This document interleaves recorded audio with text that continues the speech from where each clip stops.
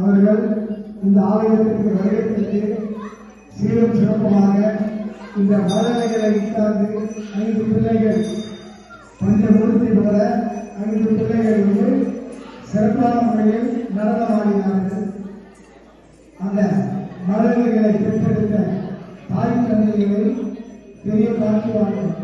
ஏனென்றால் ஒரு குழந்தை கலை நிகழ்ச்சி கற்றுக்கொள்வது என்பது பெற்றோர்களுடைய எண்ணம். நம்ம பிள்ளை இந்த மாதிரி பரதநாட்டியம் ஆடணும் அப்படின்னு நம்ம நினைச்சாதான் அந்த பிள்ளைகளை பரதநாட்டியம் சேர்ப்போம். அப்படி இல்லைன்னா அவங்களுக்கு ஊக்கம் கொடுக்க மாட்டோம். ஊக்கம் கொடுத்தாதான் பரதநாட்டியம் நடக்கும்.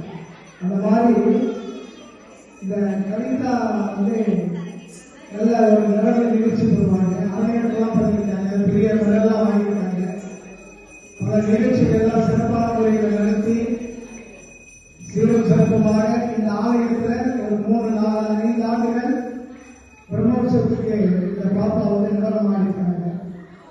இவங்களுக்கு மேரேஜ் நடக்கிறதுனால இந்த நடனம் இது அப்படியே கண்டினியூ பண்ணுவாங்களான்னு ஒரு சந்தேகமாக இருந்தது. அந்த சந்தேகத்தை நிவர்த்தி செய்திருந்தார். அவங்க கணவருக்கு நன்றி சொல்லுவோம். இந்த பெண்ணை பெற்றெடுத்த தாய் தந்தைகள் சமத்துமாரும் லோகேஸ்வரியும் அவங்க தான் ஒழுக்கம் கொடுத்து இந்த பிள்ளைகளை நடனம் ஆட வச்சாங்க. அந்த நடன நிகழ்ச்சி அந்த கலை அப்படியே கண்டினியூ பண்ணிருக்காங்கன்னா பெரிய பாக்கியம். அதுதான் திருவாசகம் பேர்.